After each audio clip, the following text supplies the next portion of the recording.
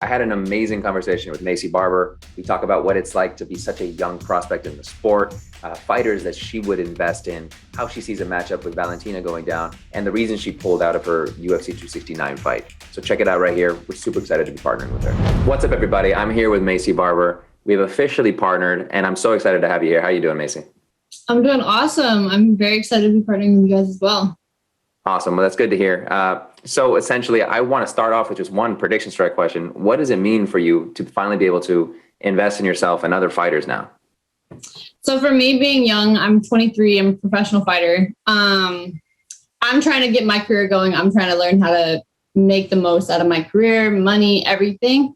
And I know that like the stock market and everything is huge. So I want to learn as much as I can. And the fact that it's now with the sport that I'm in and the athletes, it just connects the two together. And it's like, why not? Why not learn as much as I can? Why not partner with something that's going to be one of the biggest things in the future, So I'm super excited. That's awesome to hear. And you already touched on it. Obviously, you're one of the youngest fighters on the roster.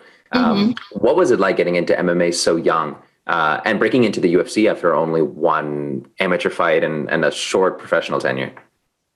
Yeah, I mean, I was actually just talking to someone yesterday about this. There's this young kid at the gym, and he's kind of looking like he's on a similar path to what I was on. And for me, I was just talking to his parent. I was like, it's so crazy. Like, I went from having one amateur fight to fighting in LFA and like the next like biggest promotion that you could ever fight in, and then go into the UFC. And so like, I feel like it's been a very fast track, and everything to me has been new. I went from amateur fight was new, and then professional fight was new, but that was on TV. So that was like a whole nother level of new. And then the Contender Series, and then right into my debut.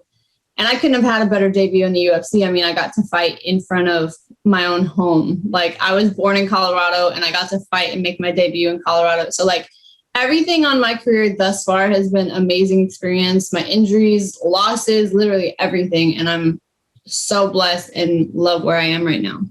Yeah, it's amazing. And you already you co-mained a pay-per-view at 22 years old, right? At 258. Yep. How was that experience? Was that even crazier than anything you'd ever done? That was, I was kind of shocked that I was a co-main, but at the same time, I was like, no, I've been literally asking for the big positions, the big shots, the big cards, all of that stuff. I've never been afraid to like say, hey, I want to be on a big card. I want to be in a big spot. I want a lot of pressure on me, because I know that the more pressure is on you, the more eyes are on you. And I want to touch the world. I want to do big things in the world. So for me to be able to be in a co-main event spot was a great experience. Obviously I didn't come out with a win, but it was still an amazing experience, and I would never take that back.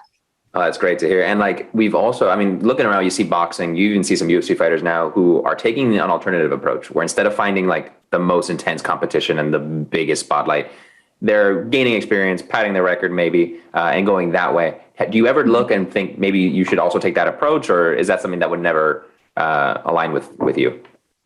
No, I mean, if we're honest, like, if you want to be a champion, you're going to fight tough girls. And I don't think there's anybody in the UFC. You're not in the UFC unless you're tough, like, unless you're a good fighter, So for people to say, I want to pad my record, I can understand that. Like, if you're facing, something where you need to come back and you need to get a win under your belt to help your self-confidence. But at the same time, it's like, I've had that spot where I was like, I came off of my ACL being torn, and they gave me Alexa Grasso. Like, that's not an easy fight. And I feel like the UFC also has a plan. They need to see that you're willing to go for it. So when they offered me Alexa Grasso, I was like, yeah, sure, we'll take it. I know I had a year layoff, but I don't believe in padding my record. I've never said no to an opponent. And I've gotten pretty far in my career, and I'm still going. So yeah. And I wanted to ask you about your actual fighting style. Like, you already have, or you're at the very top of the KO record for your weight class already. You're right there.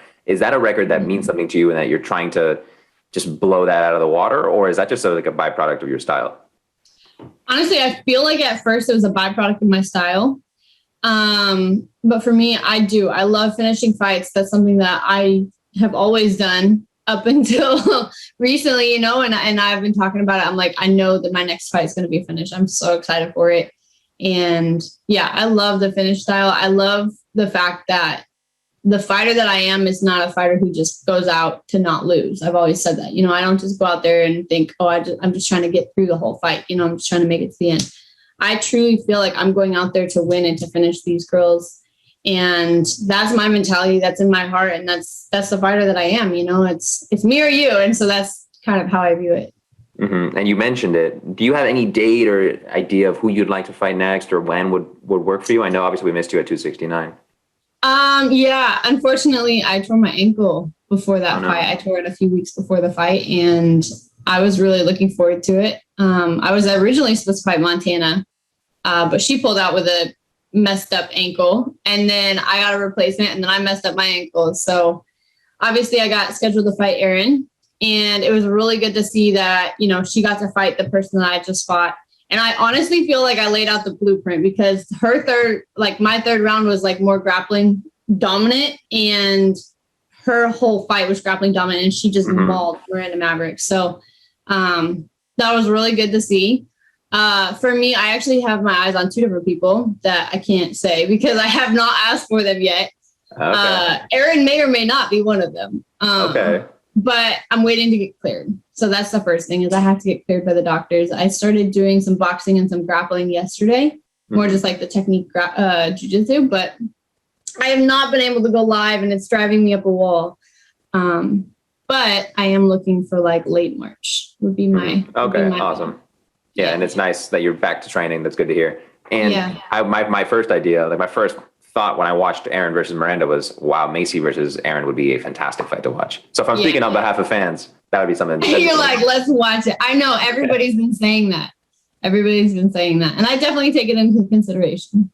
Yeah. I wanted to ask you also, if you look at the top of your division, you have Valentina, who is now post Nunes losing. She is the number 1 pound for pound ranked fighter in the world. Is that a matchup that you're eager to have soon? And if so, how would you envision even that fight going down? So one thing I've learned is, obviously I'm known a lot for being the girl that was going for being the youngest champion in the UFC. That was a goal that for me, it was like, I need to get here at this time, here at this time, and here at this time. And I was like pushing and pushing and pushing.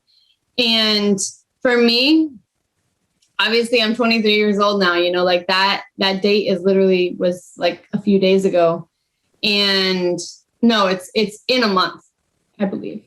And for me, it's like that I realized, why am I pushing to be the best in the world when I know that like the best in the world, Valentina is, however old she is, it's like, I know the skill set I possess. And it's like, if I rush, I already learned, like I got an injury, I did this, I did that. And so for me, it's like, no, I need to train, and I need to make sure that I'm not cutting corners. I'm not doing anything to not be the best in the world. I need to make sure that my sleep's on point, my eating's on point, my water intake, my training, my coaches, like everything. And that's one thing that I'm like, I finally found a team that I'm at, and I love the team that I'm at, where I know that I'm going to get to the title, whether it's this year, next year, it doesn't matter. The thing that matters is like, that's the track that I'm on, and I'm not stopping till I get there. But at the same time, I'm not trying to, speed racer my way through it to that spot now, like I don't have that timeline anymore, but I know that within the next 2 years, I'll be the champion. That speaks to maturity too, that you're not trying to push it. And you said your gym. I tried that. My body's like, no. My body's like, no way. We're just gonna, you fight, you win, you dominate, and I know that like I have to learn the things that are like that save your body. Like when you take someone down, you gotta control them. You gotta literally know every position and what's coming. So And you mentioned your gym. You're at Team Alpha Male, right? What's it like training with that group over there, and knowing that they put out young prospects left and right? They do. I met them a while ago. So I met Uriah and Danny and everybody a long time ago. And I've always meant to go out and train with them. And I actually did back when they were in their old gym. And for me, I mean, it's just like the mentality, when I was making the transition, I've been known to go from gym to gym.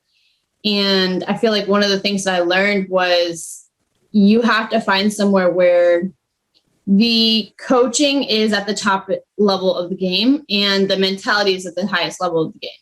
And one thing is, when I walked in Team Alpha Male, I was only planning on staying there for 2 weeks. So I was just going to train and go back home. Mm-hmm. And after spending 2 weeks, I was like, okay, I'm going to spend another 2 weeks. So I did 2 more weeks. And this was in my camp for Miranda Maverick. I did another 2 weeks, and I talked to my boyfriend. I was like, I want to move here. Like, I want to do it. And I was already like packed up and ready to go back home. And that day I made the decision, and we got a hotel, went looking for an apartment, and we found it and we moved.